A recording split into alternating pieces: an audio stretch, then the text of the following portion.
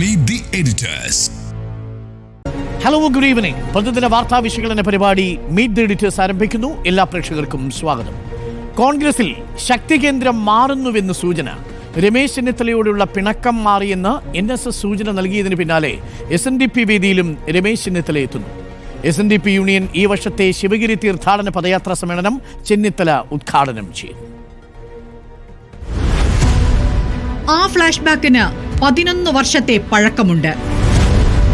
രമേശ് ചെന്നിത്തലയ്ക്ക് താക്കോൽ സ്ഥാനം വേണമെന്ന് G. സുകുമാരൻ നായർ ആവശ്യപ്പെട്ടത് 2013 ജനുവരിയിൽ. സംഗതി വിവാദമായതോടെ തള്ളിപ്പറയാതെ തരമില്ലെന്ന അവസ്ഥയിൽ രമേശ് ചെന്നിത്തല. അന്നകന്നതാണ് രമേശ് ചെന്നിത്തലയും NSS നേതൃത്വവും. രമേശ് ചെന്നിത്തലയെ വീണ്ടും ചേർത്ത് പിടിച്ച NSS. ജനുവരി 2-ന് പെരുന്നയിൽ ചേരുന്ന മന്നം ജയന്തി സമ്മേളനത്തിൽ ചെന്നിത്തല പങ്കെടുക്കും. SNDPയുടെ ശിവഗിരി തീർത്ഥാടന പദയാത്ര ഉദ്ഘാടനത്തിലും രമേശ് ചെന്നിത്തല എത്തും. കോൺഗ്രസിൽ മുഖ്യമന്ത്രിയാകാൻ യോഗ്യൻ രമേശ് ചെന്നിത്തലയെന്ന വെള്ളാപ്പള്ളി നടേശൻ. NSSും SNDPയും രമേശ് ചെന്നിത്തലയെ ചേർത്ത് പിടിക്കുന്നതിന്റെ പിന്നിലെ രാഷ്ട്രീയമെന്ത്? കോൺഗ്രസിലെ ശക്തി കേന്ദ്രങ്ങൾ മാറി മറിയുന്നു.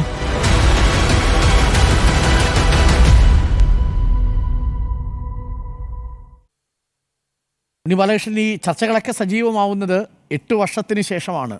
ഇപ്പോൾ NSS രമേശ് ചെന്നിത്തലയുമായിട്ട് അടുക്കുന്നത്. താക്കോൽ സ്ഥാനം പരാമർശം 2013-ലാണ്. അതിനുശേഷം വലിയ വിവാദം ഉണ്ടായി. പിന്നീട് വേദികളിലൊന്നും നമ്മൾ കണ്ടിട്ടില്ല. അതേസമയം VD സതീശൻ ഈ സമുദായ നേതാക്കളുടെ തിണ്ണനിറങ്ങാനില്ല എന്ന് പറഞ്ഞത് ഇപ്പോൾ വിനയായി തീർന്നു.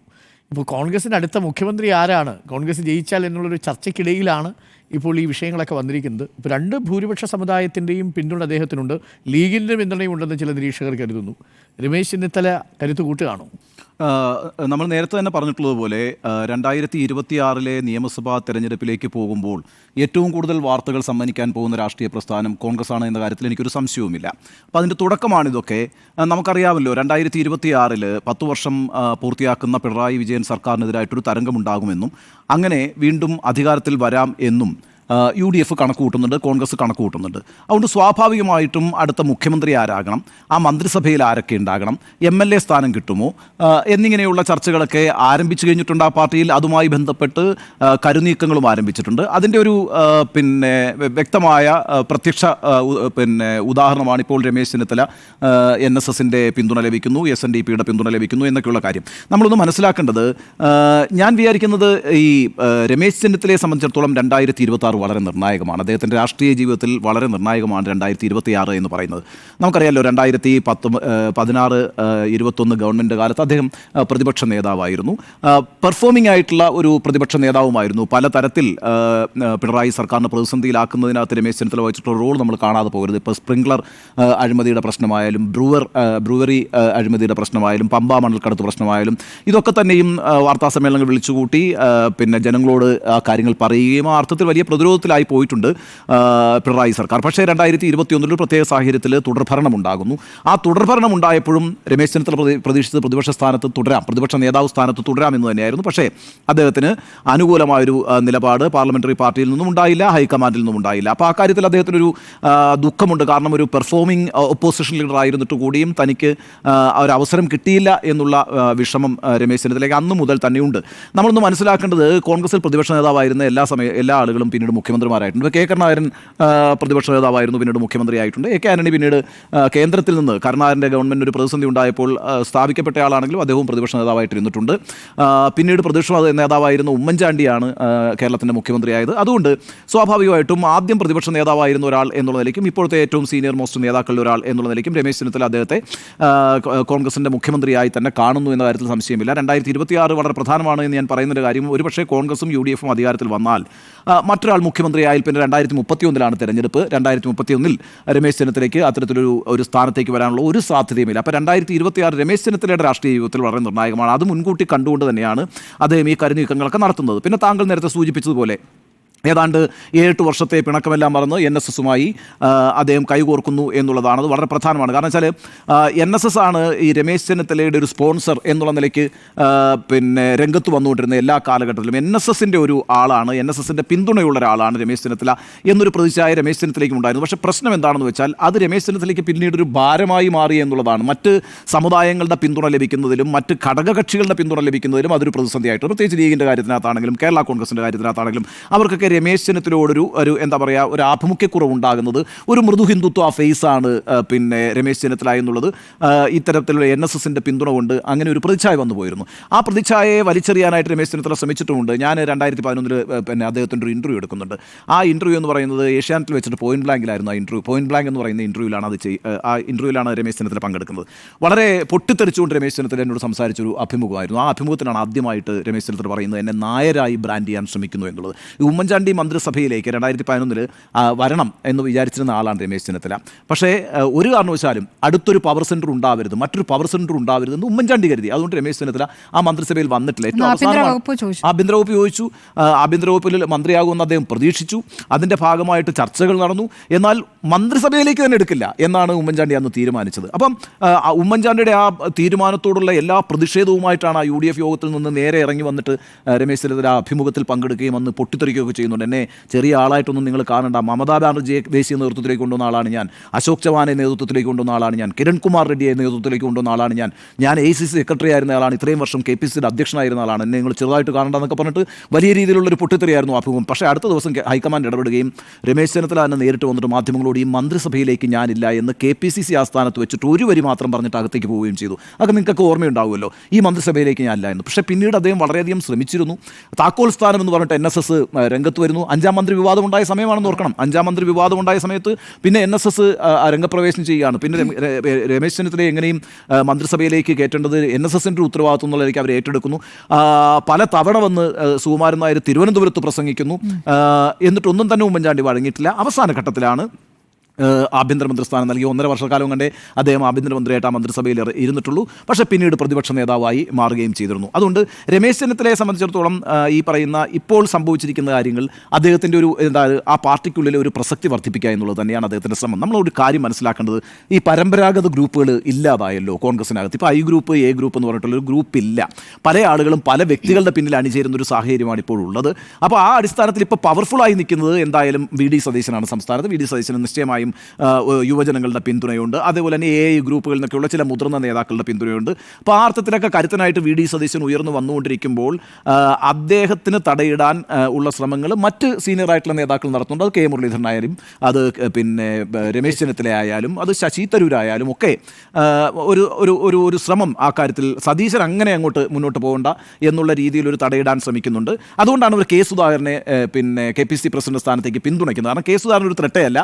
അടുത്ത തെരഞ്ഞെടുപ്പ് കഴിയുന്നതോടുകൂടി ഇനിയിപ്പം അദ്ദേഹം അതുവരെ തുടരുകയാണെങ്കിൽ അത് കഴിഞ്ഞാൽ പിന്നെ K സുധാകരൻ എന്ന് പറയുന്ന ഒരു നേതാവ് കോൺഗ്രസിൻ്റെ രാഷ്ട്രീയത്തിൽ സജീവമായി ഉണ്ടാവും എന്ന് ഞാൻ വിചാരിക്കുന്നില്ല. അദ്ദേഹം MP ആയിട്ട് തുടരുമായിരിക്കും.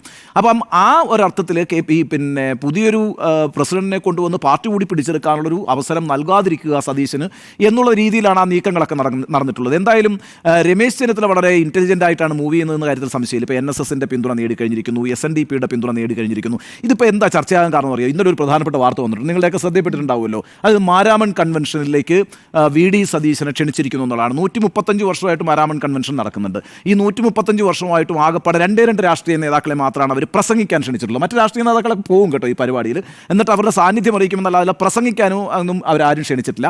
ആദ്യം പ്രസംഗിച്ചിട്ടുള്ളത് 1974 C അച്യുതമേനോനാണ്. അദ്ദേഹം മുഖ്യമന്ത്രി ആയിരിക്കുന്ന സമയത്ത് മാരാമൺ കൺവെൻഷനിൽ പ്രസംഗിച്ചിട്ടുണ്ട്. കഴിഞ്ഞ വർഷം ശശി തരൂരിനെ വിളിച്ചിട്ട് അവരുടെ യുവജന സമ്മേളനത്തിൽ പ്രസംഗിപ്പിച്ചിട്ടുണ്ട്. അപ്പോൾ ഇന്നലെ സതീശൻ്റെ ഒരു വാർത്ത വന്നിരിക്കുന്നു. മാതൃഭൂമിയാണ് ആ വാർത്ത കൊടുത്തത്.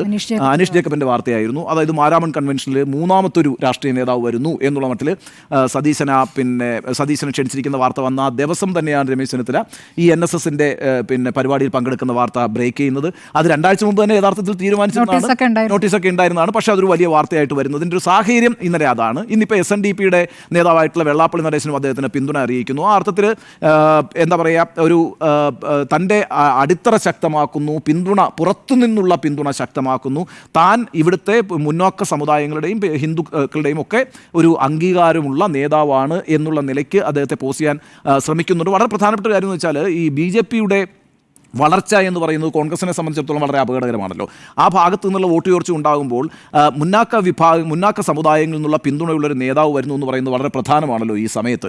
അപ്പോൾ ഇന്നത്തെ ഒരു കേരളത്തിലെ രാഷ്ട്രീയ സാഹചര്യത്തിൽ അപ്പോൾ അത് പരമാവധി മുതലാക്കിക്കൊണ്ട് പിന്നെ SNDPയുടെയും NSSൻ്റെയൊക്കെ പിന്തുണ ആർജിച്ച് കരുത്തനാകാൻ തന്നെയാണ് രമേശ് ചെന്നിത്തലയുടെ തീരുമാനം. മറുവശത്ത് ക്രിസ്ത്യൻ സമുദായത്തിൻ്റെ പിന്തുണ അങ്ങനെയാണെങ്കിൽ മാരാമൺ കൺവെൻഷനിലൊക്കെ പങ്കെടുക്കുന്നത് വഴി ഒരു പിന്തുണ VD സതീശൻ കിട്ടുന്നുണ്ട്. ഒരു സോഷ്യൽ എഞ്ചിനീയറിംഗ് എന്തായാലും സംഭവിക്കുന്നുണ്ട് കേട്ടോ. അത് ആർക്ക് ഗുണകരമാവും നമുക്കറിയില്ല.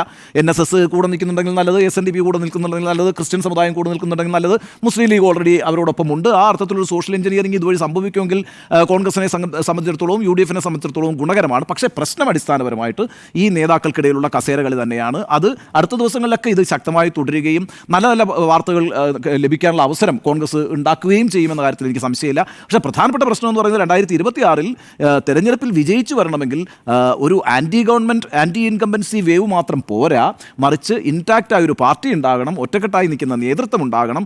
അത്തരത്തിൽ ഒറ്റക്കെട്ടായ നേതൃത്വവും ഇൻടാക്റ്റായ ഒരു പാർട്ടി ഉണ്ടെങ്കിൽ മാത്രമേ ആ മെഷീനറി ചലിപ്പിക്കാൻ കഴിയുള്ളൂ. അങ്ങനെ മാത്രമേ വോട്ടർമാരുടെ വിശ്വാസം നേടിയെടുക്കാൻ കഴിയുള്ളൂ. അങ്ങനെ അവർക്ക് വിജയിച്ചു വരാൻ കഴിയുള്ളൂ. അതിന് പകരം പരസ്പരം കാലുവാരുന്നൊരു പരിപാടിയിലേക്കാണ് ഈ പറയുന്ന ചേരിപ്പോര് നീങ്ങുന്നതെങ്കിൽ 2021 2026 ആവർത്തിക്കുമെന്നുള്ള നിലപാടുകാരനാണ് ഞാൻ. ഏതായാലും കോൺഗ്രസിൽ കസേരകളി ആരംഭിച്ചു കഴിഞ്ഞിരിക്കുന്നു. രമേശ് ചെന്നിത്തല അദ്ദേഹത്തിൻ്റെ പ്രസക്തി വർദ്ധിപ്പിക്കാൻ തന്നെയാണ് ശ്രമിക്കുന്നത്. മറുവശത്ത് VD സതീശൻ്റെതായ പ്രസക്തി വർദ്ധിപ്പിക്കാൻ ശ്രമിക്കുന്നു. മുരളീധരൻ ഇതിനിടയിൽ എന്തെങ്കിലും ഒരു അവസരമുണ്ടോ എന്ന് നോക്കുന്നു. ശശി തരൂരും പിന്നോട്ട് പോകുന്നില്ല. ഇനിയിപ്പം കേന്ദ്രത്തിൽ നിന്ന് KC വേണുഗോപാൽ എപ്പോഴാണ് രംഗപ്രവേശം ചെയ്യുക എന്ന് നമുക്കറിയില്ല. ഇവിടുത്തെ ഈ മൊത്തം കാര്യങ്ങളൊക്കെ ഒന്ന് കുളം കലങ്ങി വരികയാണെങ്കിൽ പിന്നെ കേന്ദ്രത്തിൽ നിന്ന് മുമ്പ് AK ആന്റണി വന്നതുപോലെ KC വേണുഗോപാൽ പ്രത്യക്ഷപ്പെടാം. അങ്ങനെ ഒരു 4-5 ആളുകൾ അടുത്ത 26 നടക്കാനിരിക്കുന്ന നിയമസഭാ തെരഞ്ഞെടുപ്പിനെ ലക്ഷ്യമാക്കി, മുഖ്യമന്ത്രി കസേര ലക്ഷ്യമാക്കി കോൺഗ്രസിൽ പരിപാടി ആരംഭിച്ചു കഴിഞ്ഞിരിക്കുന്നു എന്നുള്ള കാര്യത്തിൽ ഏതാണ്ട് ചിത്രം വ്യക്തമായിട്ടുണ്ട്. ഏതായാലും രമേശ് ചെന്നിത്തലയെ സംബന്ധിച്ചിടത്തോളം ആശ്വാസകരമായ ഒരു കാര്യമാണ്. കാരണം 21 പ്രതിപക്ഷ നേതാവ് സ്ഥാനം നഷ്ടപ്പെടുന്നു. കോൺഗ്രസ് വർക്കിംഗ് കമ്മിറ്റിയിലൊക്കെ തന്നെയും അദ്ദേഹത്തെ ക്ഷണിതാവാണ്, അദ്ദേഹം വർക്കിംഗ് കമ്മിറ്റി അംഗമാണ് എന്ന് പറയുമ്പോൾ പോലും അന്ന് വർക്കിംഗ് കമ്മിറ്റിയിലൊരു പൂർണ്ണമായും ഉൾപ്പെടുത്താത്തതിലൊക്കെ വലിയ പ്രതിഷേധം രമേശ് ചെന്നിത്തലയ്ക്ക് ഉണ്ടായിരുന്നു. അകറ്റി നിർത്തപ്പെടുന്നു എന്നൊരു തോന്നൽ രമേശ് ചെന്നിത്തലയ്ക്ക് ഉണ്ടായിരുന്നു. രമേശ് ചെന്നിത്തല പലപ്പോഴും സജീവമായിരുന്നില്ല, അദ്ദേഹത്തിൻ്റെ ഗ്രൂപ്പും ഇൻടാക്റ്റ് അല്ല. പക്ഷേ ഇപ്പോൾ ഈ പറയുന്ന നീക്കം എന്ന് പറയുന്നത് രമേശിനെ സംബന്ധിച്ചിടത്തോളം ഒരു പ്രത്യാശ നൽകുന്ന നീക്കമാണ്. ഏതായാലും കോൺഗ്രസിലെ കസേരകളി വളരെ ശക്തമായി ആരംഭിച്ചു കഴിഞ്ഞിരിക്കുന്നു എന്നാണ് എൻ്റെ അഭിപ്രായം. രമേശ് ചെന്നിത്തല പ്രസക്തി കൂട്ടിയിട്ടുണ്ട്. ഭൂരിപക്ഷ വിഭാഗത്തിൽ നിന്ന് 2 സമുദായ നേതാക്കളും ആ പിന്തുണ പ്രഖ്യാപിച്ചിരിക്കുന്നു എന്നുള്ളത് ചെറിയ കാര്യമല്ല എന്നുള്ളതാണ്.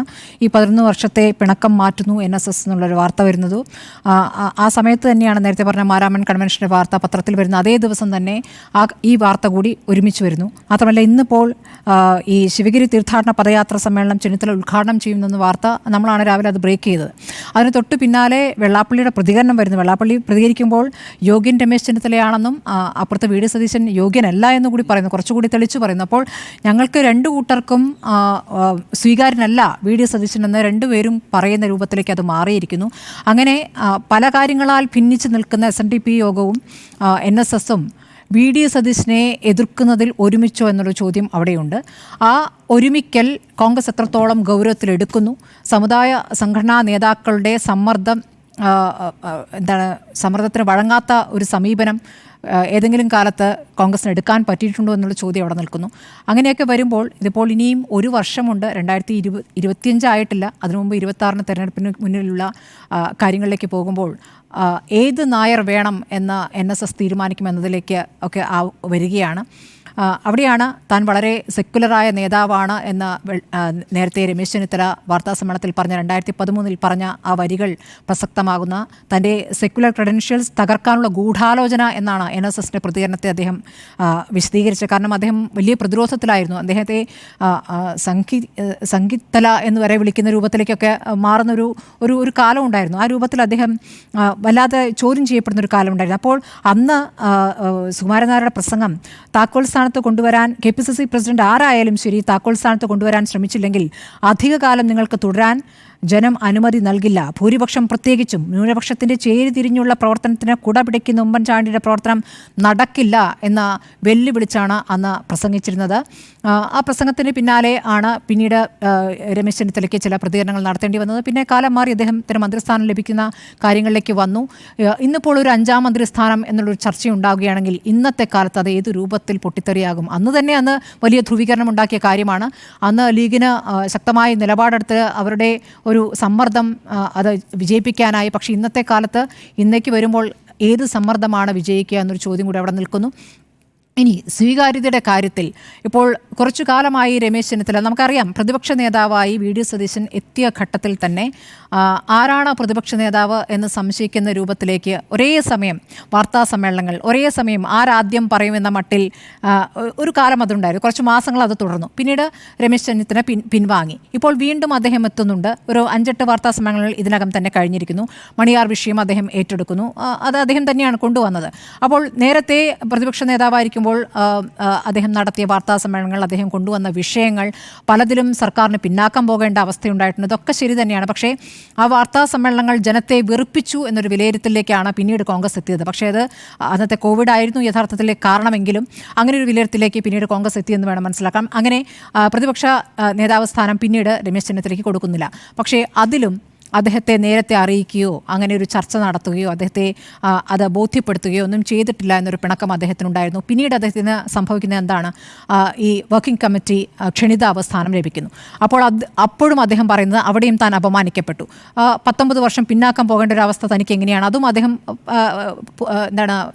പരസ്യമായി പ്രതികരിച്ചിരുന്നു. പക്ഷേ ഒരു പ്രതികരണത്തിൽ അദ്ദേഹം അത് ഒതുക്കുകയായിരുന്നു. പക്ഷേ ഇപ്പോൾ ഈ അടുത്ത് നൽകിയ അഭിമുഖത്തിലും അദ്ദേഹം പറയുന്നുണ്ട് തന്നോട് അനീതി ചെയ്തിട്ടുണ്ട് പാർട്ടി. ആ അനീതി താൻ സോണിയാഗാന്ധിയോടും രാഹുലിനോടും പറയും എന്നുള്ളതാണ്. ആ കുടുംബവുമായി, നെഹ്റു കുടുംബവുമായി രമേശ് ചെന്നിത്തലയ്ക്ക് നല്ല ബന്ധമുണ്ട്. ആ ബന്ധം വർഷങ്ങളായിട്ടുള്ള ബന്ധമാണ്. ഇപ്പോൾ മഹാരാഷ്ട്രയുടെ ചുമതല അദ്ദേഹത്തിനുണ്ടായിരുന്നു. പക്ഷേ ആ തെരഞ്ഞെടുപ്പിൽ പരാജയപ്പെട്ടു. നമുക്ക് രാഷ്ട്രീയമായി നോക്കുമ്പോൾ ഒരു പരാജയപ്പെട്ട നേതാവും ഇവിടെ വിജയിച്ചു നിൽക്കുന്ന നേതാവും എന്ന നിലയ്ക്ക് വേണമെങ്കിൽ ആ രൂപത്തിൽ ഇപ്പോഴത്തെ പ്രവർത്തനങ്ങളെ വിലയിരുത്തേണ്ടി വരും. അങ്ങനെ നോക്കുമ്പോൾ വി.ഡി. സതീശൻ ഇവിടെ ഉപതെരഞ്ഞെടുപ്പുകൾ വിജയിപ്പിക്കുന്നു. അവിടെ രമേശ് ചെന്നിത്തല നേതൃത്വത്തിൽ അത് സംഭവിച്ചിട്ടില്ല. ഇനി കഴിഞ്ഞ നിയമസഭാ തെരഞ്ഞെടുപ്പ് വെച്ച് നോക്കുകയാണെങ്കിൽ അതും തുടർ ഭരണത്തിലേക്ക് പിണറായി എത്തുന്ന രൂപത്തിലേക്ക് മാറ്റുകയും ചെയ്തു. അങ്ങനെ നോക്കുമ്പോൾ ആ രൂപത്തിൽ രമേശ് ചെന്നിത്തല പരാജയപ്പെട്ട നേതാവാണ്. വി.ഡി. സതീശൻ വിജയിച്ചു നിൽക്കുന്നു. ഇനി സമുദായ നേതാക്കളുടെ തിണ്ണ നിരങ്ങാൻ താൻ ഉണ്ടാകില്ല എന്ന് വി.ഡി. സതീശൻ പറയുന്നു. അതൊരു നല്ല സമീപനമാണ്. ആ സമീപനം എത്രത്തോളം കോൺഗ്രസിൽ പ്രാക്ടിക്കലി പോസിബിൾ ആണ് എന്നുള്ള കാര്യം അറിയില്ല. തിണ്ണ നിരങ്ങിയില്ല എങ്കിലും എല്ലാ സമുദായങ്ങളും വേണമെന്നൊരു വിലയിരുത്തലിലേക്ക് പിന്നീട് എന്തായാലും വി.ഡി. സതീശൻ എത്തിയിരിക്കുന്നു. നേരത്തെ ഇപ്പോൾ ഘടകകക്ഷിയായിരിക്കുന്ന ലീഗിൻ്റെ പാണക്കാട് വസതിയിൽ പോലും വി.ഡി. സതീശൻ പോകുന്നില്ല എന്നൊരു പരാതി ഉണ്ടായിരുന്നു. ഉമ്മൻചാണ്ടിയുടെ കാലത്ത് പല വിഷയങ്ങളും ചർച്ച ചെയ്യാനും പരിഹരിക്കാനും ഒന്നിച്ചൊരു പാണക്കാട് ഒരു കൂടിച്ചേരലുണ്ടായിരുന്നു. അതുണ്ടായിരുന്നില്ല എന്നുള്ള പരാതി ഉണ്ടായിരുന്നു. പക്ഷേ പിന്നീട് ആ പരാതി വി.ഡി. സതീശൻ പരിഹരിച്ചു എന്നാണ് ഞാൻ മനസ്സിലാക്കുന്നത്. ലീഗുമായുള്ള പ്രശ്നം പരിഹരിച്ചിരിക്കുന്നു.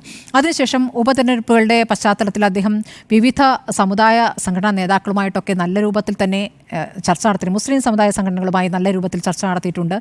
പിന്നീട് ക്രിസ്ത്യൻ സമുദായ നേതാക്കളുമായി, ക്രിസ്ത്യൻ സമുദായത്തിലെ വിവിധ വിഭാഗങ്ങളുമായി, എല്ലാ വിഭാഗങ്ങളുമായി അദ്ദേഹം ചർച്ച നടത്തുന്നു. അവരുടെ പരിപാടികൾ അദ്ദേഹം തുടർച്ചയായി പ്രത്യക്ഷപ്പെടുന്നു. മുനമ്പം വിഷയത്തിൽ നമുക്കറിയാം, സഭ നടത്തിയ പരിപാടിയിൽ അദ്ദേഹം പ്രസംഗിക്കുമ്പോൾ അദ്ദേഹം ബൈബിളിലെ വാചകങ്ങളൊക്കെ പറഞ്ഞുകൊണ്ടൊക്കെയാണ്. അപ്പോൾ അദ്ദേഹം അങ്ങനെ പൊതുവേ ക്രിസ്ത്യൻ വിഭാഗത്തിൽ സ്വീകാര്യനാകുന്നുണ്ട്. അതിൻ്റെ തുടർച്ചയായിട്ടാണ് ഈ മാരാമൺ കൺവെൻഷനിൽ അദ്ദേഹം ക്ഷണിക്കപ്പെട്ടതെന്നാണ് ഞാൻ മനസ്സിലാക്കുന്നത്. നോക്കൂ, അതിലൊരു പ്രധാനപ്പെട്ട കാര്യമുണ്ട്. കോൺഗ്രസിൽ നിന്ന് നഷ്ടപ്പെട്ട ക്രിസ്ത്യൻ വോട്ട് അത് BJP-യിലേക്ക് പോയൊരു പശ്ചാത്തലം. അപ്പോൾ അത് തിരിച്ച് എടുക്കുക എന്നൊരു വലിയ ദൗത്യം കൂടിയുണ്ട്. അതുകൂടിയാണ് അതുവഴി നടപ്പാക്കുന്നത്. പക്ഷേ അതൊരു പ്രീണനം എന്ന സ്വഭാവത്തിലേക്ക് വിലയിരുത്താവുന്ന രൂപത്തിലേക്കൊന്നും അത് വന്നിട്ടില്ല എന്നുള്ളൊരു കാര്യമുണ്ട്. ഇനി ഇപ്പുറത്ത് വെള്ളാപ്പള്ളി നടേശൻ പലപ്പോഴും കോൺഗ്രസിലെ പ്രധാനപ്പെട്ട പല നേതാക്കളെയും പരാജയപ്പെടുത്താൻ, വി.ഡി. സതീശനെ പരാജയപ്പെടുത്താൻ ശ്രമിച്ചിട്ടുണ്ട്. VM സുധീരനെ പരാജയപ്പെടുത്താൻ ശ്രമിച്ചിട്ടുണ്ട്. ഇനി വെള്ളാപ്പള്ളി മുന്നോട്ട് വയ്ക്കുന്ന നേതാവ് പരാജയപ്പെടുന്നു എന്നൊരു ചരിത്രം കൂടിയുണ്ട്. അപ്പോൾ വെള്ളാപ്പള്ളി ഇങ്ങോട്ട് രമേശ് ചെന്നിത്തലയ്ക്ക് പിന്തുണ പ്രഖ്യാപിക്കുന്നത് രമേശ് ചെന്നിത്തലയ്ക്ക് നല്ലതാണോ ദോഷമാണോ എന്നൊരു വിലയിരുത്തൽ കൂടി നടത്തേണ്ടി വരും. അപ്പുറത്ത് NSSുമായുള്ള പിണക്കം മാറുന്നുവെങ്കിൽ നല്ല കാര്യം. അത് എല്ലാവരോടും പിണങ്ങി നിൽക്കേണ്ട ഒരു കാര്യമില്ലല്ലോ. അതാണിപ്പോൾ പരസ്യമായിട്ട് രമേശ് ചെന്നിത്തല പറഞ്ഞിട്ടിരിക്കുന്ന കാര്യം. പക്ഷേ അദ്ദേഹം ഇവിടെ തുടർച്ചയായി പ്രത്യക്ഷപ്പെടാൻ തുടങ്ങിയിരിക്കുന്നു എന്നുള്ള കാര്യം വ്യക്തമാണ്. അദ്ദേഹം വിവിധ വിഷയങ്ങളിൽ അദ്ദേഹം പ്രതികരിച്ചു തുടങ്ങിയിരിക്കുന്നു. നമ്മൾ കൃത്യമായി നോക്കുകയാണെങ്കിൽ പാലക്കാട് ഉപതെരഞ്ഞെടുപ്പ് സമയത്ത് കെ സുധാകരനുമായി ബന്ധപ്പെട്ട് അദ്ദേഹം നടത്തുന്ന കെ സുധാകരൻ നല്ല നേതാവാണ്, അദ്ദേഹം മാറേണ്ട കാര്യമില്ല എന്ന് പറയുന്നു. അതേസമയം ചർച്ചകൾ നടക്കുന്നില്ല എന്നും പറയുന്നു. അങ്ങനെ പരസ്പര വിരുദ്ധമായ ഒരു കാര്യം അവിടെ പറഞ്ഞു വയ്ക്കുന്നുണ്ട്. അതുകൂടാതെ സരിനുമായി ബന്ധപ്പെട്ട് നല്ല ചെറുപ്പക്കാരനാണെന്ന് പറയുന്നു. അതൊന്നും അവിടെ ആ സമയത്ത് പറയേണ്ട കാര്യമില്ല. സരിൻ അപ്പോൾ വലിയ രാഷ്ട്രീയ എതിരാളിയായി അപ്പുറത്ത് മാറിക്കഴിഞ്ഞിരിക്കുകയാണ്. അപ്പോൾ അത്തരം പ്രതികരണങ്ങൾ ഒരു ഘട്ടത്തിൽ ആ തെരഞ്ഞെടുപ്പ് സമയത്ത് നടത്തിയിട്ടുണ്ട്. നമ്മൾ ഏറ്റവും ഒടുവിൽ KC വേണുഗോപാലിൻ്റെ പ്രതികരണമായി കണ്ടത് ഏത് മുതിർന്ന നേതാവായാലും ചെറിയ നേതാവായാലും പരസ്യ പ്രതികരണങ്ങൾ വേണ്ട എന്ന് പറയുന്നത് ചെന്നിത്തലയുടെ പ്രതികരണത്തെയാണ്. അപ്പോൾ ഇപ്പോൾ ഏതായാലും രമേശ് ചെന്നിത്തല ആ രൂപത്തിൽ ഏതെങ്കിലും നേതാവിനെ അപമാനിക്കുന്ന പ്രതികരണമൊന്നും നടത്തിയിട്ടില്ല. പക്ഷേ അദ്ദേഹം പ്രസക്തി കൂട്ടുമ്പോൾ അപ്പുറത്ത് താൻ പലപ്പോഴും മാറ്റി നിർത്തപ്പെട്ടു, തനിക്ക് കിട്ടേണ്ട പരിഗണന പലപ്പോഴും ലഭിച്ചിട്ടില്ല എന്ന് രമേശ് ചെന്നിത്തല പറയുന്നു. അത് ഒരു തരത്തിൽ ശരിയാണ്. പ്രതിപക്ഷ നേതൃസ്ഥാനത്തു നിന്നും മാറ്റിയതും പിന്നീട് വർക്കിംഗ് കമ്മിറ്റിയുമായി ബന്ധപ്പെട്ടുള്ള അദ്ദേഹത്തിന് പൊസിഷൻ കൃത്യമായി കൊടുക്കാതിരുന്നൊക്കെ അദ്ദേഹത്തെ അപമാനിക്കലായി അദ്ദേഹം വിലയിരുത്തുന്നുണ്ട്. അതെന്തായാലും പാർട്ടിയോട് അദ്ദേഹം പറയുകയും ചെയ്തിട്ടുണ്ട്. പിന്നീട് പാർട്ടി പറയുന്നത് അദ്ദേഹം അനുസരിച്ചിട്ടുമുണ്ട്. പിന്നീട് പാർട്ടിക്കെതിരെ സ്ഥിരമായി പറഞ്ഞു നടക്കുന്ന ഒരു രീതി അദ്ദേഹത്തിനില്ല. പക്ഷേ ആ പ്രതികരണം അവിടെ നിൽക്കുന്നു. അപ്പോൾ തന്നോട് അനീതിയുണ്ട് എന്നുള്ള കാര്യം ഈ ഘട്ടത്തിലും ഇപ്പോൾ അദ്ദേഹം പറയുന്നത് ആ അനീതി പരിഹരിക്കാനുള്ള സമയമായി എന്ന് അദ്ദേഹം പാർട്ടിയെ ഓർമ്മിപ്പിക്കുകയാണ്. അപ്പോൾ അങ്ങനെ ഒരു കാര്യം കൂടി അവിടെ നിൽക്കുന്നു. അപ്പുറത്താകട്ടെ വി ഡി സതീശിൻ്റെ ചില പ്രതികരണങ്ങൾ സംസ്ഥാനത്തെ പല കോൺഗ്രസ് നേതാക്കൾക്കും അത്ര പിടിക്കുന്നില്ല എന്നൊരു കാര്യം കൂടി അവിടെ നിൽക്കുന്നു. പല മുതിർന്ന നേതാക്കൾക്കും അദ്ദേഹത്തിനൊരു ധാർഷ്ട്യത്തിൻ്റെ സ്വഭാവമുണ്ട് എന്ന വിമർശനം പല കോണിൽ നിന്നും ഉയരുന്നു. പക്ഷേ യുവാക്കളുടെ പിന്തുണ വി ഡി സതീശനുണ്ട്. വി ഡി സതീശൻ വന്ന ശേഷമാണ് കൂടുതൽ യുവാക്കൾക്ക് പ്രാതിനിധ്യം നൽകുന്ന രൂപത്തിലേക്കൊക്കെ മാറിയിരിക്കുന്നത്. അല്ലെങ്കിൽ ആ രൂപത്തിലേക്ക് പാർട്ടി എത്തിക്കാൻ അദ്ദേഹത്തിന് കഴിഞ്ഞിട്ട്. കാരണം മുതിർന്ന നേതാക്കൾ കഴിഞ്ഞിട്ട് യുവ നേതാക്കൾക്ക് എത്തുന്നേ ഇല്ലായിരുന്നല്ലോ. മുതിർന്ന നേതാക്കൾ എല്ലാ കാലത്തും മുതിർന്ന നേതാക്കളിൽ തന്നെ നിൽക്കുന്ന ഒരു കാലമായിരുന്നു കോൺഗ്രസ് ഉണ്ടായിരുന്നത്. അപ്പോൾ ആ ഒരു പ്രവണത മാറുമ്പോൾ യുവാക്കളുടെ ഒരു പിന്തുണ വി ഡി സതീശനുണ്ട്. ഇനിയുള്ള ഒരു വർഷക്കാലം എന്നുള്ളത് ഏതൊക്കെ തരത്തിലുള്ള പ്രതികരണങ്ങളിലൂടെ ഏതൊക്കെ തരത്തിലുള്ള അവകാശവാദങ്ങളിലൂടെ കോൺഗ്രസ് പോകുമെന്നുള്ള കാര്യം നമുക്കിപ്പോഴേ പ്രവചിക്കാനാകും. അതിനിടയ്ക്കാണ് ഈ സമുദായ സംഘടനകളിലെ പിന്തുണ വന്നിരിക്കുന്നു എന്നുള്ളത്. ഏതായാലും ഈ പാർട്ടി അവഗണിച്ചു എന്ന് പറയുമ്പോഴും 26-ാം വയസ്സിൽ MLA ആകുന്നു, 28 വയസ്സിൽ മന്ത്രിയാകുന്നു, 5 തവണ MLA ആകുന്നു, 4 തവണ ലോക്സഭയിലേക്ക് പോകുന്നു, KPCC പ്രസിഡന്റ് സ്ഥാനം 9 വർഷം അദ്ദേഹം വഹിക്കുന്നു. അങ്ങനെ എല്ലാ സ്ഥാനങ്ങളും ലഭിച്ചു, പക്ഷെ മുഖ്യമന്ത്രി സ്ഥാനം ലഭിച്ചില്ല. അപ്പൊ കിട്ടാത്ത ആ സ്ഥാനം ഞാൻ മുഖ്യമന്ത്രി സ്ഥാനത്തിന് യോഗ്യനാണെന്നാണ്. അതെ, അതുകൂടിയേ ബാക്കിയുള്ളൂ. അപ്പൊ അതുകൂടി തന്ന് അത് ആ വട്ടം ഒന്ന് പൂർത്തിയാക്കണമെന്നാണ് അദ്ദേഹം ആഗ്രഹിക്കുന്നത്. പക്ഷെ ആ ആഗ്രഹം എത്രത്തോളം നടപ്പാകും? കാരണം ഇപ്പോൾ കൂടുതൽ പ്രവർത്തിച്ച് കാണിക്കുന്ന നേതാക്കൾ അങ്ങനെ അഹോരാത്രം അത് പ്രവർത്തിച്ച് കാണിക്കുന്നു, അതിൻ്റെ റിസൾട്ട് ഉണ്ടാകുന്നു. അങ്ങനെ റിസൾട്ട് ഉണ്ടാക്കാൻ പ്രവർത്തിക്കുന്നവരാണ് ഇപ്പോൾ വേണ്ടത്. നോക്കിപ്പോൾ പുനഃസംഘടനയുമായി ബന്ധപ്പെട്ട് പോലും KC വേണുഗോപാൽ പറഞ്ഞ് നമ്മൾ കേട്ടതല്ലേ, പുനഃസംഘടന ഇപ്പോഴില്ല. അത് ഇല്ല എന്നുള്ളതുകൊണ്ടല്ല, പുനഃസംഘടന പെട്ടെന്നുണ്ടാകും, ചിലപ്പോൾ പെട്ടെന്നായിരിക്കും പ്രസിഡന്റിനെ മാറ്റുകയൊക്കെ ചെയ്യുക. പക്ഷേ അത്തരം ചർച്ചകൾ പാർട്ടി ആഗ്രഹിക്കുന്നില്ല. പാർട്ടിയെ സംബന്ധിച്ചിപ്പോൾ ഒറ്റക്കെട്ടായി എങ്ങനെ ഭരണത്തിലേക്ക് എത്താം എന്നുള്ള ചർച്ചകൾ മാത്രമേ പ്രോത്സാഹിപ്പിക്കുകയുള്ളൂ. കോൺഗ്രസ് ആണ് പാർട്ടി. എത്രത്തോളം നേതാക്കളെ അനുസരിക്കുമെന്ന് പറയാൻ പറ്റില്ല. പക്ഷേ ഈ ഭരണവിരുദ്ധ വികാരം കൊണ്ട് ജയിച്ച് കയറാം എന്ന ഒരു തോന്നൽ ഏതായാലും ഇനി കോൺഗ്രസ് ഉണ്ടാവുമെന്ന് തോന്നുന്നില്ല. അങ്ങനെ ഒരു തോന്നൽ നിന്നിരുന്ന ഒരു കാലം. ഇനി അത് പോരാ, പ്രവർത്തനം വേണമെന്നുള്ള അവർ മനസ്സിലാക്കിയിട്ട് ഉപതെരഞ്ഞെടുപ്പിലും അതിനനുസരിച്ച് അവർ പ്രവർത്തിച്ചിട്ടുണ്ട്. ഇനി അങ്ങോട്ട് ഒരു വർഷം പ്രവർത്തിച്ചിട്ടില്ല എങ്കിൽ അപ്പുറത്ത് നന്നായി ചിരിച്ചതൊക്കെ കണ്ട് കൈകൊട്ടി ചിരിച്ചിരിക്കുന്നവർ 3-ാം തവണയും അധികാരത്തിൽ വരാൻ കാത്തിരിക്കുന്നു എന്ന കാര്യം കോൺഗ്രസ് ഓർത്താൻ നല്ലത്. പ്രസക്തി ഇപ്പോൾ തൽക്കാലം രമേശ് ചെന്നിത്തല കൂട്ടിയിരിക്കുന്നു. ആ പ്രസക്തി ഗുണം ചെയ്യുമോ ദോഷം ചെയ്യുമോ എന്നുള്ളത് കാലം തെളിയിക്കും. രമേശ് ചെന്നിത്തലയുടെ പ്രസക്തി കൂട്ടിയോ എന്നാണ് ചോദ്യം. തീർച്ചയായിട്ടും പ്രസക്തി കൂട്ടി. രമേശ് ചെന്നിത്തല കൗശലക്കാരനായ ഒരു രാഷ്ട്രീയ നേതാവാണ് എല്ലാ അർത്ഥത്തിലും. അദ്ദേഹത്തിൻ്റെ കൗശലം നമ്മൾ പല ഘട്ടങ്ങളിലും കണ്ടിട്ടുള്ളതാണ്. ഏറ്റവും ഒടുവിൽ നമ്മൾ മണിയാർ ജലവൈദ്യുത പദ്ധതിയുടെ അഴിമതി ആരോപണവുമായി ആദ്യം എത്തുന്നത് രമേശ് ചെന്നിത്തലയാണ്. എല്ലാ സമയങ്ങളിലും അദ്ദേഹം പ്രതിപക്ഷ നേതാവായിരിക്കുമ്പോഴും വല്ലപ്പോഴും പ്രതിപക്ഷ നേതാവ് എന്ന നിലയിൽ തന്നെയാണ് അദ്ദേഹം മാധ്യമങ്ങളെ കാണുന്നത്. എല്ലാ സമയത്തും ആ ആരോപണങ്ങൾ ഉന്നയിക്കാൻ അദ്ദേഹം എത്തുന്നു. അടുത്ത കാലത്ത് നമ്മൾ കണ്ട ഏറ്റവും നല്ല ചെസ് മത്സരം ഡിങ് ലിറനും ഡി ഗുഗേഷും തമ്മിലുള്ള മത്സരമായിരുന്നു. ആ മത്സരത്തിൽ ഗുഗേഷിനേക്കാളും ഡിങ് ലിറനേക്കാളും ഒക്കെ സമർത്ഥരായ ചതുരംഗ കളിക്കാരാണ് കേരളത്തിലെ കോൺഗ്രസ് രാഷ്ട്രീയ നേതൃത്വത്തിലുള്ളതെന്നാണ് എൻ്റെ നീക്കം. നോക്കൂ, നമ്മൾ സ്വപ്നത്തിൽ പോലും കരുതിയില്ല മാരാമൺ കൺവെൻഷനിൽ വി ഡി സതീശൻ പങ്കെടുക്കാൻ പോകുന്നു എന്ന വാർത്ത വരുമ്പോൾ അതിന് 2 ആഴ്ച മുമ്പ് ക്ഷണം കിട്ടിയ ഒരു വിഷയം പൊടുന്നനെ വാർത്തയായിട്ട് വരുന്നു എന്നുണ്ടെങ്കിൽ അതിന് പിന്നിൽ പ്രവർത്തിച്ചിരിക്കുന്ന ആ കൗശലം എന്ന് പറയുന്നത് അത്ര ചെറുതല്ലാത്ത കൗശലമാണ്. നോക്കൂ, എന്താണ് നമ്മുടെ സംസ്ഥാനത്തെ കോൺഗ്രസ് നേതാക്കളും വിവിധ സമുദായ രാഷ്ട്രീയ നേതാക്കളും തമ്മിൽ രൂപപ്പെട്ടിരിക്കുന്ന പുതിയ ബന്ധവും. ഒന്ന്, മുനമ്പം വിഷയത്തിൽ വി ഡി സതീശൻ എടുത്തിരിക്കുന്ന നിലപാട് ക്രിസ്ത്യൻ സമുദായത്തിന് അനുകൂലമായ നിലപാടാണെന്നും മാത്രവുമല്ല, ക്രിസ്ത്യൻ സമുദായങ്ങളിലെ പ്രധാനപ്പെട്ട ബിഷപ്പുമാരുമായി കൂടിക്കാഴ്ച നടത്തി ആ വിഷയം ഒന്നുകൂടി ഉറപ്പിക്കുന്നു. നേരത്തെ സൂചിപ്പിച്ചതുപോലെ ബൈബിൾ വചനങ്ങൾ ഉദ്ധരിച്ചതുകൊണ്ട് ക്രിസ്ത്യൻ വേദികളിൽ പോയി ബിഷപ്പുമാരെ പോലും വിസ്മയിപ്പിക്കുന്ന വി ഡി സതീശൻ. അങ്ങനെ നേരത്തെ ഉണ്ണി ബാലകൃഷ്ണൻ പറഞ്ഞതുപോലെ C. അച്യുതമേനോനും ശശി തരൂരിനും ശേഷം മാരാമൺ കൺവെൻഷൻ്റെ 335 വർഷത്തിൻ്റെ ചരിത്രത്തിൽ ഇതാ 3ാമത്തെ രാഷ്ട്രീയ നേതാവായി ഫെബ്രുവരി മാസം 15-ാം തീയതി യുവജന സമ്മേളനത്തിൽ പങ്കെടുക്കാൻ വി ഡി സതീശൻ വരികയാണ്. പാലക്കാട് തിരഞ്ഞെടുപ്പ് വി ഡി സതീശന് കൊടുത്ത ഇമേജ് ചെറുതാണോ? വി ഡി സതീശൻ്റെ കയ്യിൽ ആരൊക്കെയുള്ളത്? യുവജനങ്ങളുടെ ത്രസിപ്പിക്കുന്ന ഹരം എന്ന് നമ്മളൊക്കെ പറയുന്ന ഷാഫി പറമ്പിലും കൂട്ടരും, പിന്നെ രാഹുൽ മാങ്കൂട്ടത്തിൽ, ആ പറയുന്ന അബിൻ വർക്കി, അങ്ങനെ യുവജന നേതാക്കളുടെ ഒരു വലിയ സമൂഹം, ഏറ്റവും പുതിയ ഇലക്ഷൻ സ്ട്രാറ്റജിസ്റ്റ് സംഘം തന്നെ വി ഡി സതീശനോടൊപ്പമുണ്ട്. ചേലക്കരയെ തോറ്റുപോയി, സമ്മതിച്ചു. പക്ഷേ എന്നാൽ പോലും പാലക്കാട് നേടിയ വിജയം കൊടുത്തൊരു തിളക്കം വി ഡി സതീശനുണ്ട്. മുനമ്പം വിഷയത്തിൽ ക്രിസ്ത്യൻ സമുദായത്തിനോടൊപ്പം നിൽക്കുന്നു എന്നൊരു പ്രതിച്ഛായയുണ്ട്. അവിടെ മികച്ച രീതിയിൽ സംസാരിക്കുന്ന ഒരു ഒറേറ്റർ എന്ന രീതിയിൽ വി ഡി സതീശൻ പെർഫോം ചെയ്തു വരികയാണ്. എന്നാൽ മറുഭാഗത്ത് NSSുമായി അകന്നു നിൽക്കുന്ന രമേശ് ചെന്നിത്തല ദേശീയ പ്രവർത്തക സമിതിയിൽ KC വേണുഗോപാലിനും ശശി തരൂരിനും ശേഷം സ്ഥാനം കിട്ടുമെന്ന് പ്രതീക്ഷിച്ചെങ്കിലും നായരാണെന്ന് ഒറ്റക്കാരണം കൊണ്ട് അവിടെ നിന്ന് തഴയപ്പെട്ട രമേശ് ചെന്നിത്തല, മഹാരാഷ്ട്ര തിരഞ്ഞെടുപ്പിൻ്റെ ചാർജ് ഉണ്ടായിട്ടും ദയനീയമായി പരാജയപ്പെട്ടു പോയ രമേശ് ചെന്നിത്തല, സംസ്ഥാനത്താണെങ്കിൽ രമേശ് ചെന്നിത്തലയെക്കുറിച്ചുള്ള വാർത്തകൾ പോലും അടുത്ത കാലത്തുണ്ടായിരുന്നില്ല. ആ വാർത്തകളെല്ലാം ഒന്നുകിൽ K. സുധാകരൻ, അതല്ലെങ്കിൽ ഷാഫി പറമ്പിൽ, അതല്ലെങ്കിൽ രമേശ് ചെന്നിത്തല, വി ഡി സതീശൻ, രാഹുൽ മാങ്കൂട്ടത്തിൽ എന്നീ നിലകളിൽ കറങ്ങിക്കൊണ്ടിരിക്കുകയല്ലേ. ഇതിനിടയിൽ ചാണ്ടിയുമ്മന് കിട്ടുന്ന ഒരു മീഡിയ സ്പേസ് പോലും രമേശ് ചെന്നിത്തലയ്ക്ക് ആ അർത്ഥത്തിൽ കിട്ടുന്നുണ്ടായിരുന്നില്ല.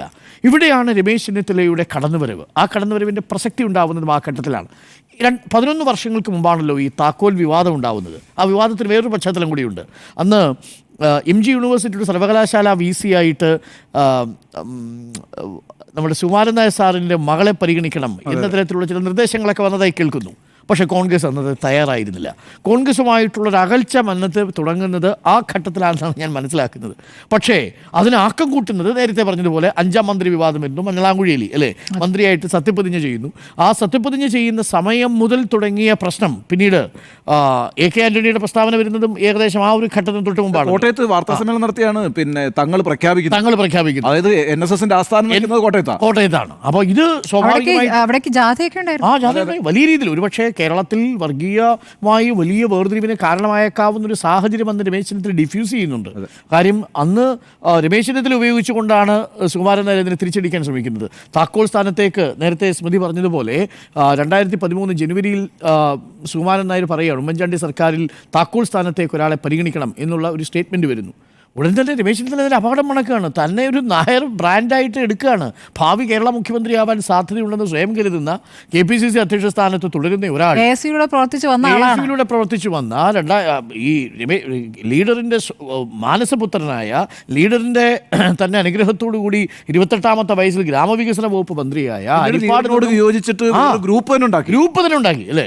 അപ്പം ആ അർത്ഥത്തിലുള്ളൊരു മനുഷ്യൻ്റെ ഒരു സെക്യുലർ ക്രെഡൻഷ്യൽസിനെ പെരുന്നയെ കൊണ്ട് വെച്ചു കൊടുക്കാൻ തയ്യാറായിരുന്നില്ല രമേശ് ചെന്നിത്തല. അപകടം മണത്ത രമേശ് ചെന്നിത്തല വളരെ കൃത്യമായി പറയുന്നത് ഒരു സെക്യുലർ ക്രെഡൻഷ്യൽസ് ഉള്ള എൻ്റെ സെക്യുലർ ക്രെഡൻഷ്യൽസ് നശിപ്പിക്കാൻ വേണ്ടി ബോധപൂർവമായ ഗൂഢാലോചന നടത്തുന്നു എന്നുള്ളതാണ്. ആരെക്കുറിച്ചാണ് പറഞ്ഞിരിക്കുന്നത്? പെരുന്നയിലെ സുകുമാരൻ നായരെ കുറിച്ച് ഇൻഡയറക്റ്റായിട്ട് പറഞ്ഞിരിക്കുക. പിന്നീട് ഒരു വേദിയിലും രമേശ് ചെന്നിത്തല ക്ഷണിക്കുന്നില്ല കേട്ടോ. അതിനുശേഷം രമേശ് ചെന്നിത്തല പക്ഷേ പോകുന്നുണ്ട്. എല്ലാ മന്നം ജയന്തിയിലും പെരുന്നയിൽ പോകും. ജനുവരി 2-ാം തീയതി പോകും. അവിടെ പുഷ്പാർച്ചന നടത്തി തിരിച്ചു പോകും. എന്നതിനും അപ്പുറത്തേക്ക് വേദികളിൽ പോയിരുന്നില്ല. 2016 ആഭ്യന്തരമന്ത്രിയായതിനു ശേഷം പെരുന്നയിൽ പോകുന്നുണ്ട്. അതിനുശേഷം 8 വർഷത്തിന് ശേഷം ഇപ്പോഴാണ് പോകുന്നത്. ഞാൻ മനസ്സിലാക്കുന്നത് ദില്ലി നായർ അതിനിടയ്ക്ക് ശശി തരൂര് വരുന്നു. ആദ്യം ഡൽഹി നായരായ ശശി തരൂര് പിന്നീട് കേരളത്തിലെ വിശ്വപൗരനാവുന്നു, തറവാടി നായരാവുന്നു.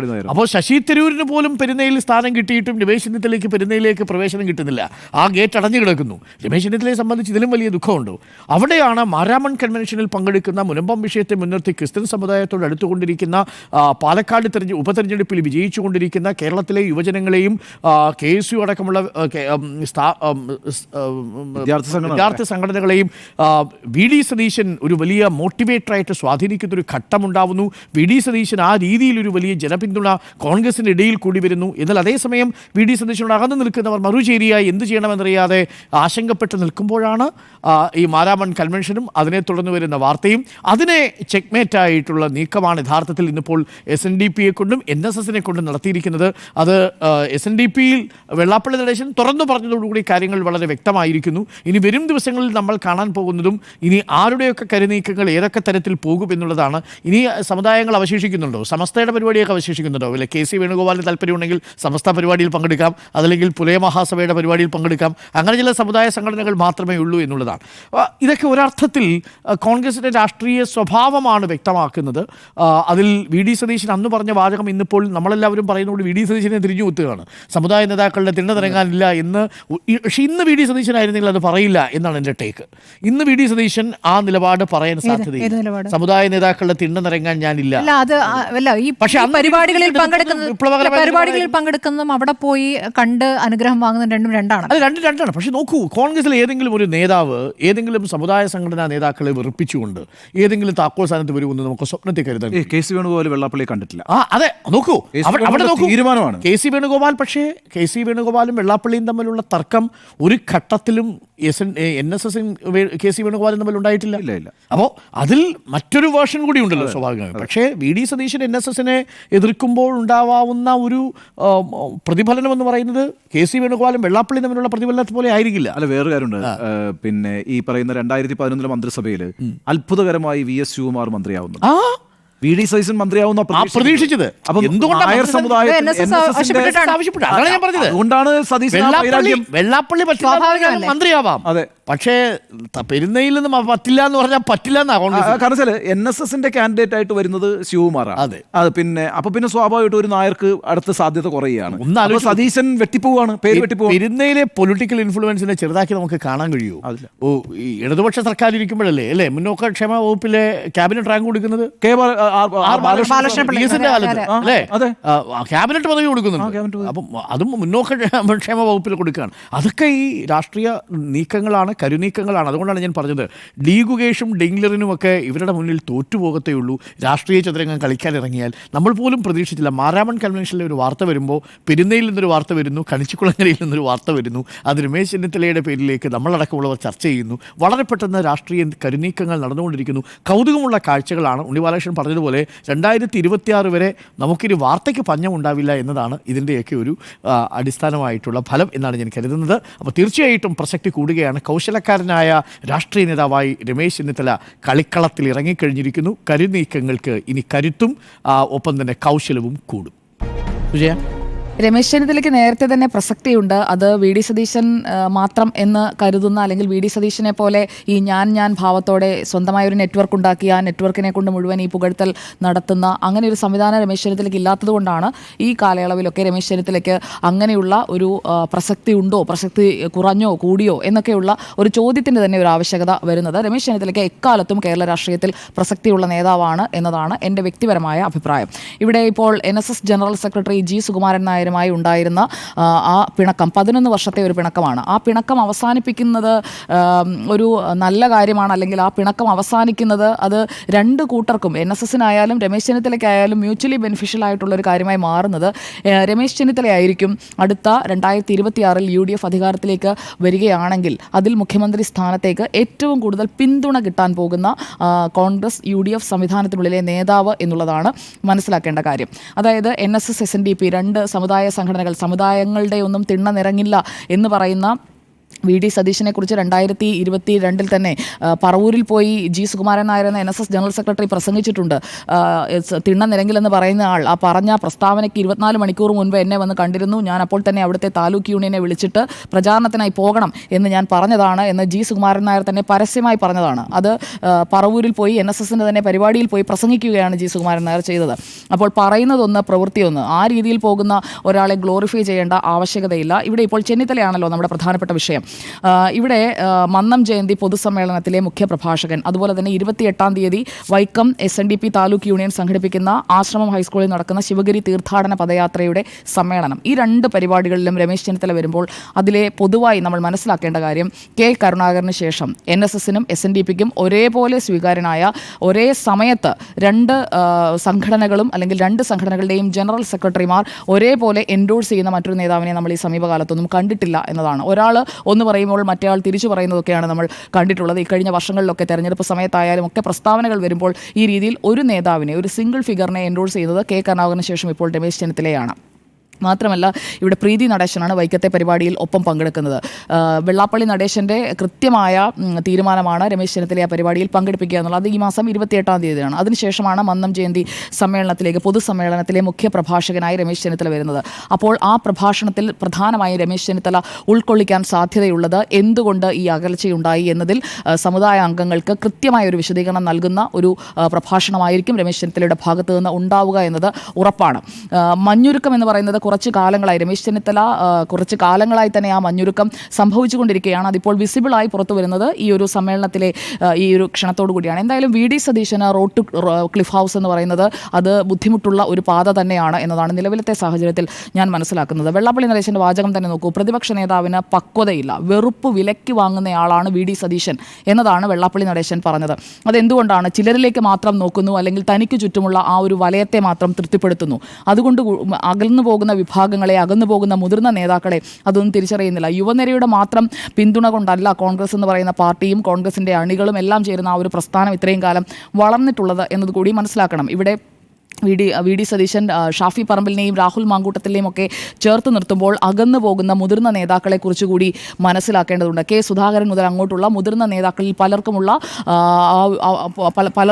ഉള്ള അതൃപ്തികൾ അത് മനസ്സിലാക്കാനായി പ്രതിപക്ഷ നേതാവ് ശ്രമിക്കേണ്ടതാണ്. ഇവിടെ ഈ സമുദായ സംഘടനകളുടെ കാര്യത്തിൽ സമുദായ സംഘടനകളുമായി രാഷ്ട്രീയ നേതാക്കളുടെ, അതിപ്പോൾ ഏത് പാർട്ടിയിലായാലും, കോൺഗ്രസ് ആയാലും CPIM ആയാലും BJP ആയാലും മുസ്ലിം ലീഗ് ആയാലും, മുസ്ലിം ലീഗ് നേതാക്കൾ അവർ സമുദായവുമായി അത്രയും ചേർന്ന് നിൽക്കുന്നവരാണ്.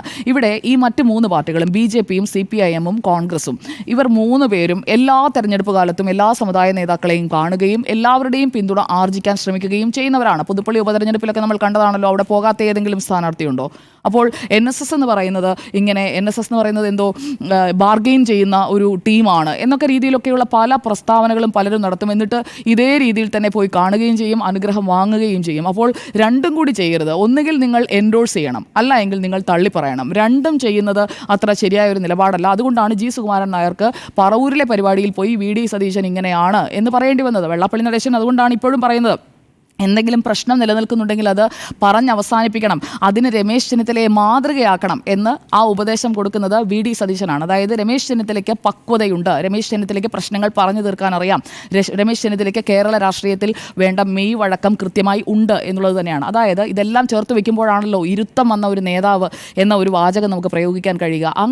അങ്ങനെ നോക്കുകയാണെങ്കിൽ ഇരുത്തം വന്ന ഒരു നേതാവ്, ഈ 2 പേരെ കമ്പയർ ചെയ്യുമ്പോൾ അതിൽ ഇരുത്തം വന്ന നേതാവ് രമേശ് ചെന്നിത്തല തന്നെയാണ്. അതിൽ ഒരു ഡൗട്ടും ഇല്ല. മാത്രമല്ല VD സതീശന് ഈ SNDPയുടെയും NSSന്റെയും ജനറൽ സെക്രട്ടറിമാരുമായിട്ട് അത്ര നല്ല ബന്ധമേ അല്ല എന്നുള്ളത് വ്യക്തമാണ്. പ്രതിപക്ഷ നേതാവിനോട് താല്പര്യമില്ലായ്മ അവർക്കുള്ളത് കൊണ്ടാണ് അവർ രമേശ് ചെന്നിത്തലയിലേക്ക് കൂടുതൽ അടുക്കുന്നത്. അത് അവർ ഓപ്പണായി പറയുന്നത്. അത് തെരഞ്ഞെടുപ്പിൻ്റെ തൊട്ട് തലേ മാസമല്ല പറയുന്നത്, വളരെ നേരത്തെ പറയുകയാണ്. അപ്പോൾ ആ ഒരു പ്ലാൻ എന്ന് പറയുന്നത് കൃത്യമാണ് എന്നത് വേണം ഇതിൽ നിന്ന് മനസ്സിലാക്കാൻ. അതായത് ഈ 2 സമുദായ നേതാക്കന്മാർക്കും അല്ലെങ്കിൽ സമുദായ സംഘടനകൾക്കും ഉള്ള താല്പര്യം അത് VD സതീശൻ എന്ന കോൺഗ്രസ് നേതാവിനേക്കാൾ രമേശ് ചെന്നിത്തല എന്ന കോൺഗ്രസ് നേതാവിനോടാണ് എന്നതാണ് അവിടെ വ്യക്തം. ഇവിടെ കോൺഗ്രസിലെ ഉൾപ്പാട്ട് രാഷ്ട്രീയം, ഈ AI ഗ്രൂപ്പുകളൊക്കെ ഇല്ലാതാകുന്നു, അല്ലെങ്കിൽ AI ഗ്രൂപ്പിന് പകരം മറ്റു പല വിഭാഗങ്ങളായി അല്ലെങ്കിൽ മറ്റ് പലരിലേക്കും കേന്ദ്രീകരിക്കുന്ന തരത്തിലുള്ള കോക്കസുകളായി മാറുന്നു എന്നൊരു വിലയിരുത്തൽ നടക്കുന്നുണ്ട്. അത് ശരിയാണെന്ന് മനസ്സിലാക്കുന്ന തരത്തിലാണ് VD സതീശൻ്റെ ഇപ്പോഴത്തെ പ്രവർത്തനം. VD സതീശൻ്റെ ചുറ്റും നിൽക്കുന്ന ഒരു ആൾക്കൂട്ടത്തെ, അല്ലെങ്കിൽ തന്നെ ചേർത്ത് നിർത്തുന്ന, താൻ വലിയവനാണ് എന്ന് പറയുന്ന ആളുകളോടുള്ള ഒരു ആഭിമുഖ്യം നന്നായി വരുന്നുണ്ട് എന്നതാണ് ഇക്കഴിഞ്ഞ മാസങ്ങളിൽ, അല്ലെങ്കിൽ അദ്ദേഹത്തിൻ്റെ പ്രസ്താവനകൾ എടുത്ത് നോക്കിയാൽ മനസ്സിലാകും. ആളുകളിലേക്ക് ഇറങ്ങിച്ചെല്ലുകയും ആളുകളിൽ താല്പര്യം ഉണ്ടാക്കിയെടുക്കുകയും ആളുകളെ കൊണ്ട് നല്ലത് പറയിപ്പിക്കുകയും ചെയ്യുക എന്ന് പറയുന്നത് അത്ര എളുപ്പമുള്ള കാര്യമൊന്നുമല്ല. അത് രമേശ് ചെന്നിത്തലയുടെയും VD സതീശൻ്റെയും പെർഫോമൻസ്. അതിപ്പോൾ മഹാരാഷ്ട്രയിലെ തെരഞ്ഞെടുപ്പിൽ അങ്ങനെയാണെങ്കിൽ ലീഗുമായിട്ടൊക്കെ ചേർന്ന് നിരവധി യോഗങ്ങളൊക്കെ നടത്തുകയും ഒക്കെ ചെയ്തതാണ്. കുഞ്ഞാലിക്കുട്ടിയുടെയൊക്കെ നിർദ്ദേശാനുസരണം ലീഗുമായി ചേർന്നൊക്കെ യോഗങ്ങൾ നടത്തുകയാണ് മഹാരാഷ്ട്രയിൽ രമേശ് ചെന്നിത്തല. അപ്പോൾ രമേശ് ചെന്നിത്തലയുടെ മാത്രം ഉത്തരവാദിത്വമാണ് മഹാരാഷ്ട്ര തോറ്റത് എന്നുള്ള ഒരു വ്യാഖ്യാനത്തോടൊന്നും എനിക്കൊട്ടും യോജിപ്പില്ല. കാരണം രമേശ് ചെന്നിത്തലയ്ക്ക് ഒരു അസൈൻമെൻറ്റ് കൊടുത്തു, ആ അസൈൻമെൻറ്റിന് കൃത്യമായി അദ്ദേഹം പോയി പെർഫോം ചെയ്തു. കേരളത്തിലെ അല്ല, മഹാരാഷ്ട്രയിലെ തെരഞ്ഞെടുപ്പാണ് അദ്ദേഹത്തിന് കൊടുത്ത അസൈൻമെൻറ്റ്. കഴിഞ്ഞ ജൂൺ ജൂലൈ മാസത്തിൽ, ജൂൺ മാസമാണെന്ന് ഞാൻ ഓർക്കുന്നു, എനിക്ക് കൃത്യമായി ഞാൻ ഓർക്കുന്നില്ല. അപ്പോൾ ജൂണിലാണെന്ന് തോന്നുന്നു, UDF യോഗത്തിൽ രമേശ് ചെന്നിത്തലയ്ക്ക് സംസാരിക്കാൻ അവസരം കൊടുക്കാത്തതിനെ ചൊല്ലിയുള്ള ഒരു പിണക്കവും പിന്നീട് VD സതീശൻ പോയി രമേശ് ചെന്നിത്തലയെ കണ്ടതുമായിട്ടുള്ള ഒരു സംഭവമൊക്കെ ഉണ്ണി സാർ ഓർക്കുന്നുണ്ടാവുമല്ലോ. അപ്പോൾ അങ്ങനെ പല കാര്യങ്ങളും ഇതിനൊക്കെ പിന്നിലുണ്ട്. രമേശ് ചെന്നിത്തല എന്ന് പറയുന്ന ഒരു മുതിർന്ന നേതാവിനെ വേണ്ട രീതിയിൽ പരിഗണിക്കാതെ സ്വന്തം നിലയ്ക്ക് പോകുന്ന, അതായത് മുൻ പ്രതിപക്ഷ നേതാവാണ്. അപ്പോൾ ഇപ്പോഴത്തെ പ്രതിപക്ഷ നേതാവ് കഴിഞ്ഞ പ്രതിപക്ഷ നേതാവിനെ വേണ്ടത്ര ഒരു മര്യാദയോടെ ഗൗനിക്കാതെ മുന്നോട്ട് പോകുന്നു എന്നുള്ളതൊക്കെ ഈ സമുദായ നേതാക്കളും കാണുന്നുണ്ടെന്നേ. അതുകൊണ്ടൊക്കെ കൂടിയാണ് അവർ ഈ തീരുമാനവും അഭിപ്രായവും ഒക്കെ തുറന്നു പറയുന്നത്. ഇപ്പോൾ രമേശ് ചെന്നിത്തല കൂടുതൽ ആക്റ്റീവായി രംഗത്ത് വരുന്നത് നമുക്ക് കാണാം. കഴിഞ്ഞ 2 ആഴ്ചയായിട്ടാണ് തുടരെ പ്രസ്താവനകൾ അദ്ദേഹം നടത്തുന്നത്. ഇപ്പോൾ KSEB കാർബോറാണ്ടമായാലും എല്ലാ വിഷയങ്ങളിലും അദ്ദേഹം കൃത്യമായി ഇടപെട്ട് വരികയാണ്. അപ്പോൾ ചെന്നിത്തലയുടെ 2026 ആയിരിക്കുമോ എന്നതാണല്ലോ പ്രധാനപ്പെട്ട വിഷയം ഇനി നമ്മുടെ മുന്നിലുള്ളത്. അതോ VD സതീശൻ്റെ 2026 ആണോ? അതോ ഈ 2 പ്ലേയേഴ്സിനെയും വെട്ടി KC വേണുഗോപാൽ ഡൽഹിയിൽ നിന്ന് കേരളത്തിലേക്ക് ഷിഫ്റ്റ് ചെയ്യുമോ? അങ്ങനെയുള്ള 3 ചോയ്സസ് ആണ് മുന്നിലുള്ളത്. അതിൽ ആദ്യത്തെ 2 ചോയ്സിൽ ചെന്നിത്തല വേഴ്സസ് VD സതീശൻ, അതിൽ എന്തായാലും ഇപ്പോൾ ഈ താക്കോൽ സ്ഥാന പരാമർശത്തിൽ തെറ്റിപ്പിരിഞ്ഞ സുകുമാരൻ നായരും രമേശ് ചെന്നിത്തലയും അടുക്കുന്നുണ്ട് എന്നുണ്ടെങ്കിൽ രമേശ് ചെന്നിത്തല കോൺഗ്രസിൽ കൂടുതൽ പവർഫുൾ ആവുകയാണ് എന്ന് തന്നെ വേണം മനസ്സിലാക്കാൻ. കീ പ്ലെയറായി രമേശ് ചെന്നിത്തല മാറുകയാണ്. ഇനി ഇവരുടെ പ്രായം കൂടി നോക്കാം. KC വേണുഗോപാലിന് 61 വയസ്സ്, VD സതീശൻ 60 വയസ്സ്, രമേശ് ചെന്നിത്തലയ്ക്ക് 68 വയസ്സ്. ഈ 3 നേതാക്കൾക്ക് മുസ്ലിം ലീഗുമായുള്ള ബന്ധം അതും പ്രധാനപ്പെട്ടതാണ്. കാരണം അടുത്ത തെരഞ്ഞെടുപ്പിൽ ലീഗായിരിക്കും ഒരു പ്രധാനപ്പെട്ട ഡിസിഷൻ മേക്കറായി മാറാൻ പോകുന്നത്. UDFിനുള്ളിൽ ലീഗ് പറയുന്ന, അതുപോലെ തന്നെ മറ്റ് മുസ്ലിം സംഘടനകൾ താല്പര്യപ്പെടുന്ന എല്ലാവരും ചേർന്ന് UDFിനൊപ്പം നിൽക്കുന്ന ഒരു സാഹചര്യമായിരിക്കും ഉണ്ടാവുക. മുസ്ലിം സംഘടനകളെല്ലാം ഇപ്പുറത്തേക്ക് CPIMലേക്ക് പോകുമെന്ന് കരുതാൻ കഴിയില്ല. അല്ലെങ്കിൽ ആ രീതിയിലുള്ള ഒരു സോഷ്യൽ എഞ്ചിനീയറിംഗ് നടത്താൻ CPIMന് അല്ലെങ്കിൽ LDFിന് കഴിയണം. അത് നിലവിലത്തെ സാഹചര്യത്തിൽ എന്തായാലും UDFിന് അനുകൂലമായ രീതിയിലാണ് കാര്യങ്ങൾ നിൽക്കുന്നത്. അപ്പോൾ അവരുടെ ഒരു താല്പര്യം ആരാണ് എന്ന് നോക്കിക്കഴിഞ്ഞാൽ അത് കൃത്യമാണ്, രമേശ് ചെന്നിത്തലയാണ്. ലീഗിൻ്റെ താല്പര്യം എന്ന് പറയുന്നത് ഉമ്മൻചാണ്ടിയും രമേശ് ചെന്നിത്തലയും കഴിഞ്ഞിട്ടേ ഉള്ളൂ മറ്റൊരു നേതാവ് KC വേണുഗോപാൽ ആയാൽ പോലും. അപ്പോൾ ഇവിടെ അങ്ങനെയുള്ള ഒരു നാച്ചുറൽ ചോയ്സായി അവിടെ ലീഗിൻ്റെ ഭാഗത്തും നിൽക്കുന്നത് രമേശ് ചെന്നിത്തലയാണ്. അത് VD സതീശൻ മനസ്സിലാക്കേണ്ടതാണ്. മറ്റൊരു കാര്യം, പാർട്ടിയെ പൂർണ്ണമായി ഏതെങ്കിലും ഒരു വ്യക്തി കേന്ദ്രീകരിച്ച് തൻ്റെ സ്വന്തമാക്കി അല്ലെങ്കിൽ തൻ്റെ വരുതിക്ക് നിർത്താൻ നോക്കുന്നു, അങ്ങനെ ഒരു ചിന്ത വന്നിട്ടുണ്ടെങ്കിൽ ബാക്കി എല്ലാവരും കൂടി ഒന്നിക്കും. ആ ഒരു ഒന്നിക്കൽ ഇവിടെ സംഭവിക്കാനുള്ള സാധ്യതയുണ്ട്. സതീശൻ പാർട്ടി പിടിക്കാൻ പോകുന്നു എന്ന രീതിയിലുള്ള ഒരു ചിന്ത അത് കോൺഗ്രസിനുള്ളിൽ വളരുന്നുണ്ടെങ്കിൽ അത് വരും ദിവസങ്ങളിൽ കൂടുതൽ വലിയ ചർച്ചകളിലേക്ക് പോകും.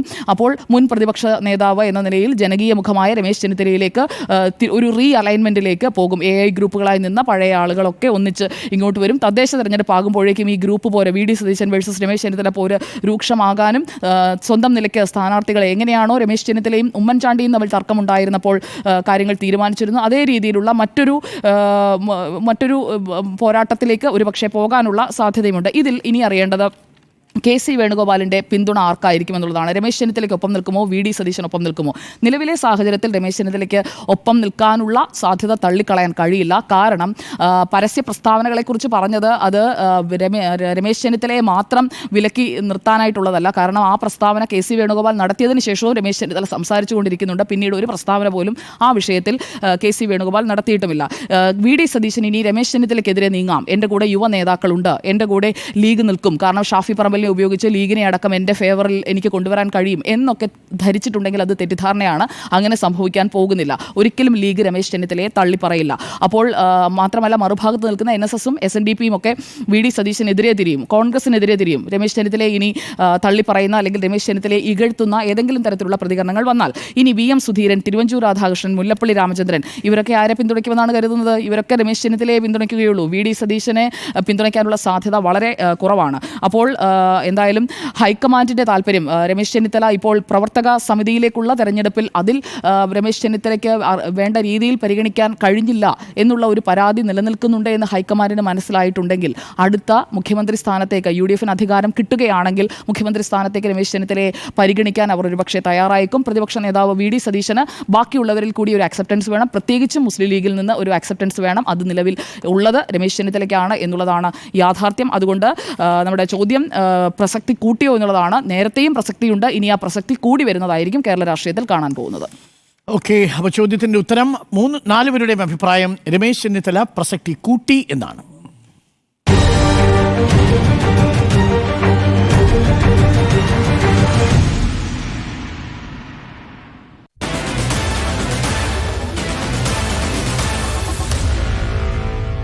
Meet the editors.